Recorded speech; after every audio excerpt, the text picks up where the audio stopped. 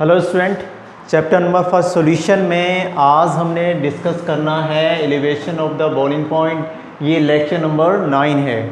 तो elevation of boiling point है second colligative property. Colligative property मैं बता दूं आपको क्या होती है। प्रीवियस लेक्चर में आपने पढ़ी थी कोलिगेटिव प्रॉपर्टी। तो प्रॉपर्टी डिपेंड अपॉन द, ये किस पर डिपेंड करती है? Depend upon the number of solute particles present in the solution। ये बात आपको पता है, ठीक है। फिर से हमने इसको रिवाइज किया। Elevation of the boiling point, देखो क्या होता है, यानी एलिवेशन का मीनिंग होता है इंक्रीज हो जाना। यानी बॉइलिंग पॉइंट यहाँ पर क्या करेगा? इंक्रीज करेगा। देखेंगे कैसे। ये हमारे पास लिक्विड है और इस लिक्विड को मैंने बोला pure solvent. This is pure solvent, ठीक है। दूसरा कंटेनर लिया मैंने। अब यहां पर स्टूडेंट क्या है दूसरे कंटेनर में? पहले कंटेनर में प्योर सॉल्वेंट है, इसको मैंने क्या करना है? टेम्परेचर देना है।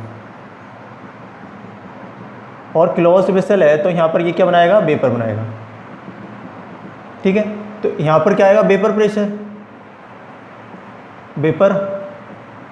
प्रेशर। और ये वेपर प्रेशर इस टेम्परेचर से इंक्रीज होते होते आ जाएगा एटमॉस्फेरिक प्रेशर के बराबर। Atmospheric pressure. तो ये लिक्विड क्या करेगा? बॉईल करने लगेगा। हम क्या करेंगे? जो भी टेम्परेचर पॉइंट आएगा यहाँ पर, इस टेम्परेचर पॉइंट को नोट करेंगे और हम इसको बोलेंगे बॉइलिंग पॉइंट, ठीक। अब यहाँ पे हमने बॉइलिंग पॉइंट का मीनिंग समझना है। होता है क्या बॉइलिंग पॉइंट? तो the temperature at which vapour pressure of liquid equal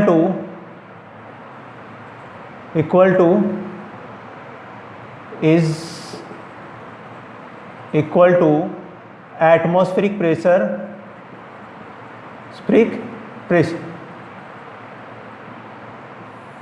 आती है बात समझ में? तो उसे हम बोल देते हैं बॉइलिंग पॉइंट। क्लियर है? तो यहाँ पर क्या है, ये जो प्योर सॉल्वेंट लिया है हमने, इसके लिए बॉइलिंग पॉइंट को हमने रिप्रेजेंट किया।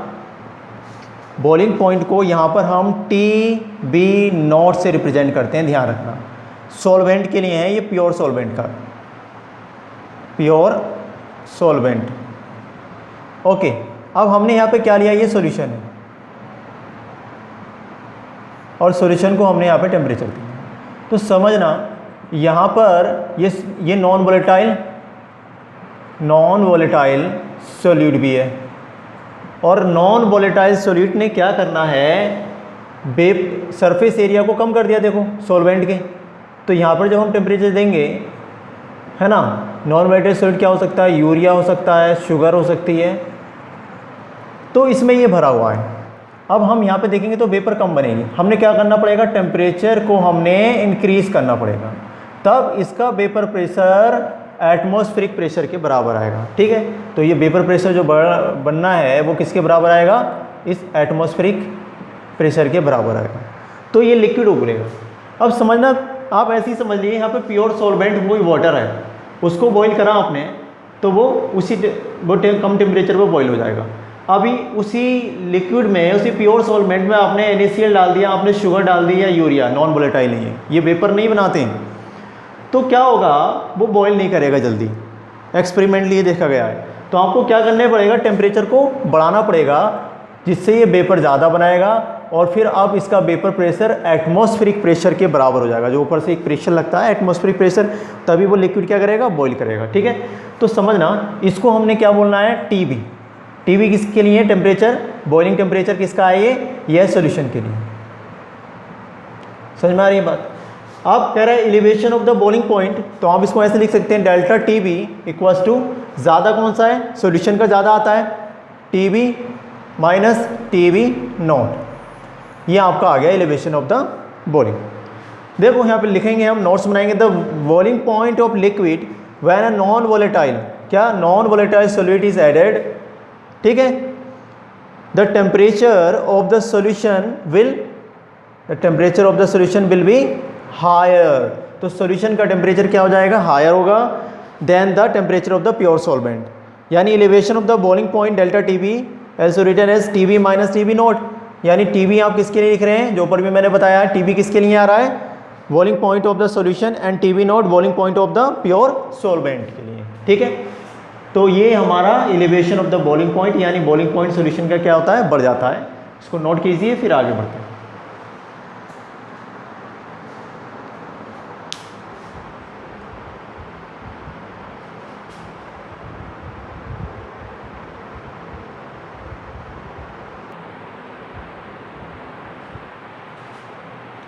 हो गया नोट डाउन। अब स्टूडेंट हम देखेंगे कर्व्स प्योर सॉल्वेंट का एंड सॉल्यूशन का। तो हमने वेपर प्रेशर एंड टेम्परेचर के साथ कर्व देखना है, यहाँ टेम्परेचर इधर को बढ़ता है, यहाँ से वेपर प्रेशर बढ़ रहा है, ठीक है। अब देखना एक कर्व ऐसे आता है, ये वाला कर्व, या फिर हम इसको ऐसे भी बना सकते हैं कुछ इस तरह से।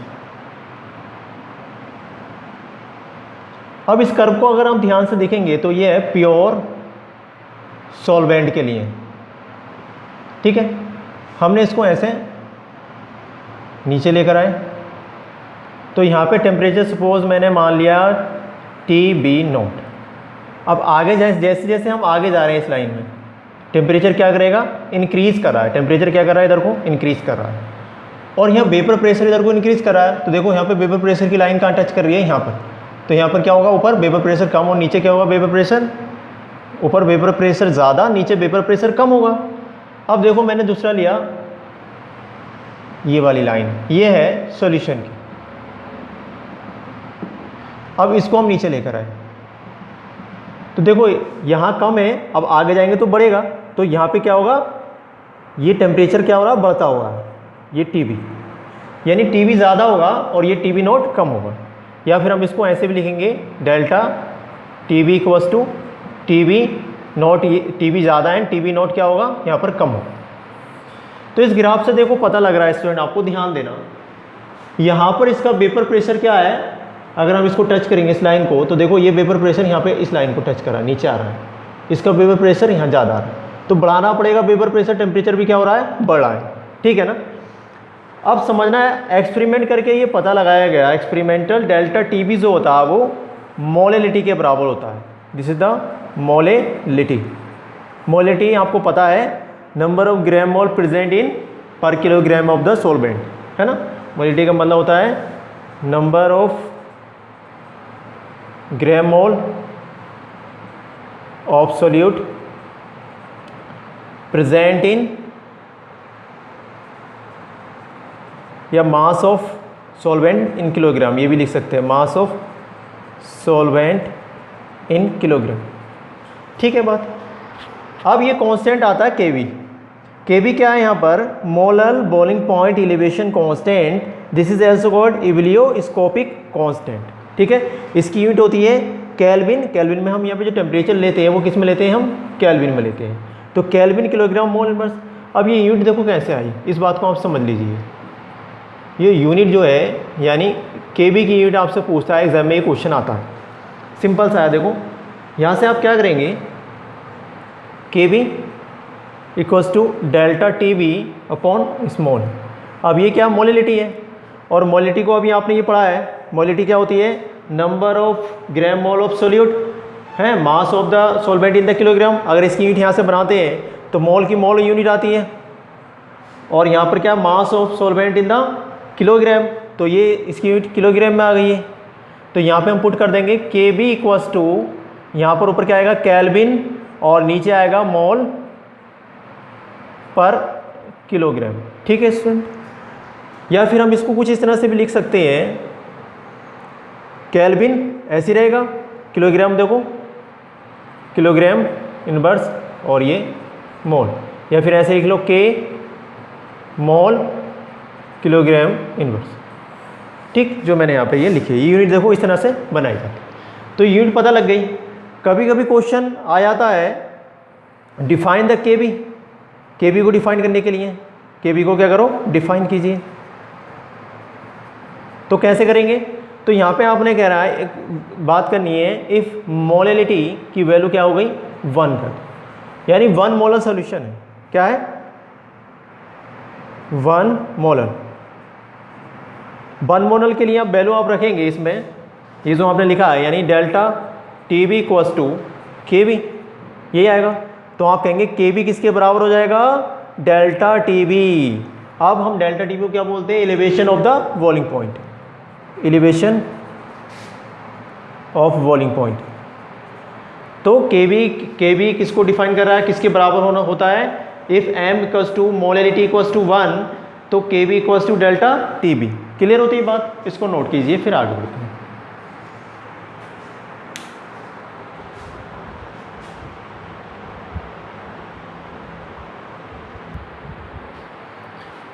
अब देखेंगे student determination of molar mass of solute. जो सॉल्यूशन में नॉन वोलेटाइल सोल्यूट पड़ा हुआ है, this is the non volatile, और जिसकी वजह से कोलिगेटिव प्रॉपर्टी आती है उसको हमने देखा। तो मोलैलिटी का मीनिंग होता है, देखो पहले हम समझेंगे मोलैलिटी से। Molality small m equals to gram mole of solute upon mass of solvent, किसमें, किलोग्राम। ठीक है, अब समझना है यहाँ पर मास ऑफ सॉल्वेंट मैंने W1 माना, इस सॉल्यूशन में ये क्या है, सॉल्यूशन है। एंड यहाँ पर मास ऑफ सोल्यूट हमने ले लिए N2 मान लिए, तो given mass upon molecular mass W2 upon M2। Clear है बात। तो अब हम इसमें इस तरह से वैल्यू रखेंगे तो आपको मिलेगा ग्राम मोल ऑफ सोल्यूट, आपको यहाँ पे मिलेंगे N2 लिखेंगे और नीचे क्या आ जाएगा W1, ये अभी किलोग्राम में स्टूडेंट। ठीक है, अब ये N2 इक्वल्स टू मैंने W2 पे N2 लिखा है, यहाँ पे आप लिख देंगे W2, M2 नीचे आएगा, M2 इंटू W1। अब ये ग्राम में कन्वर्ट करेंगे तो 1000 से इसको मल्टीप्लिकेशन, यानी स्मॉल m मोलैलिटी आपको मिल गई। ठीक है, दिस इज द मोलैलिटी। अभी आपने पढ़ा है कि डेल्टा टी बी जो होता है वो के बी इंटू एम, मतलब मोलैलिटी के मल्टीप्लिकेशन के बराबर होता है, molality. Put the value of M, इस मोलैलिटी की वैल्यू ये उठा के यहाँ पुट करेंगे इस क्वेश्चन में, तो आपको कुछ ऐसी मिलेगी, delta T B equals to K B. ठीक है, ये वैल्यू पूरी रखेंगे, m की वैल्यू यहाँ से उठाकर मोलैलिटी की वैल्यू, तो आपको मिलेगा into 1000 upon M2 into W1। ठीक, ये क्वेश्चन मिल गई। अब देखो और हमने निकालना क्या है, determination of molar mass of solute. देखो ये गिवन मास होता है और ये क्या है, मोलर मास होता है, M2 क्या होता है, मोलर मास, और इसी को निकालना है, यानी ये क्या है, M2 क्या है यहाँ पर, मोलर मास, मोलर मास, इससे न्यूमेरिकल बनते हैं, ध्यान देना। ठीक, अब M2 हम निकालेंगे तो आपको एक नई इक्वेशन, नया फॉर्मूला मिलेगा। ठीक है, इस तरह से KB into W2 into 1000 upon delta TB into W1। तो ये स्टूडेंट है M2 molar mass of non volatile solute present in the solution, molar mass of non volatile solute, volatile solute. और इसी की वजह से क्या आती हैं, कोलिगेटिव प्रॉपर्टी जो है इसकी वजह से आ रही है। इसका मास हमने निकाल लिया, यानी कोलिगेटिव प्रॉपर्टी सोल्यूट के मोलर मास को निकालने में हेल्प करती हैं, इससे हमें ये पता लगता है। ठीक है, इसको नोट कीजिए, फिर हम न्यूमेरिकल की बात करते हैं।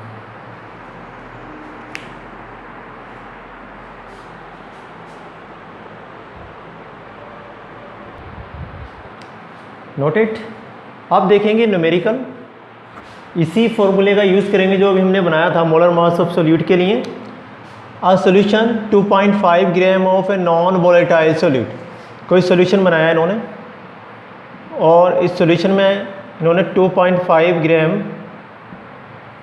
क्या है नॉन वॉलेटाइल सॉलिड को ऐड किया है, ठीक। Solid in 100 gram of benzene, और इसमें बेंजीन है सॉल्वेंट है, और वो कितनी है 100 ग्राम। तो ये सॉल्वेंट का मास आ गया। और ये आपको नॉन वॉलेटाइल सॉलिड जो हम बात कर रहे थे, यानी W2/M2, यहाँ पर W2 देखो 2.5 ग्राम दिया है, और यहाँ पे ये क्या है M1, ध्यान रखना है ये क्या है M1, इसको बोलते हैं M1, ठीक है। तो ये गिवन है हमारे उसमें बॉइल्ड एट 0.42, तो मैंने यहाँ पे पूरी वैल्यू यहाँ पे पुट रखी है ना। इस तरह से आपने यहाँ पे क्या लिखा केबी की वैल्यू यहाँ पे दे रखी है 2.67 किलोग्राम, ये कांस्टेंट गिवन होता है। और W2 यहाँ पे 2.5 है ना। M2 100 दे रखा है, M2 कितना दिया है, सॉरी M1 यहाँ पर 100 दे रखा है, और डेल्टा TB की वैल्यू 0.42 दे रखी है। ये सारी वैल्यू यहाँ पे पुट करिए। देखो केबी की वैल्यू आपने उठाई यहाँ से 2.67, और W2 सोल्यूट के लिए है, तो W2 कितनी है 2.5 × 1000, आपको मिलेगा M1 कितना है 100, है ना। M1 किसके लिए आता है, ये सॉल्वेंट के लिए, इनटू डेल्टा TB टेम्परेचर दे रखा है 0.42। आपको क्या करना है, ये आपको होमवर्क रहेगा, आपको इसको कैलकुलेट करना है। आपको यहाँ पर M2 यानी मोलर मास ऑफ सोल्यूट मिलेगा, आंसर ये कैलकुलेट करने पर आपका आएगा 158.9, ठीक है। इतना आपको यहाँ पे आंसर मिला है। इस तरह से आप न्यूमेरिकल को सॉर्ट आउट करेंगे, ठीक है। आज के लेक्चर यहीं तक कंप्लीट करते हैं। Next colligative property lecture number 10 में हम डिस्कस करेंगे, ठीक। Thank you.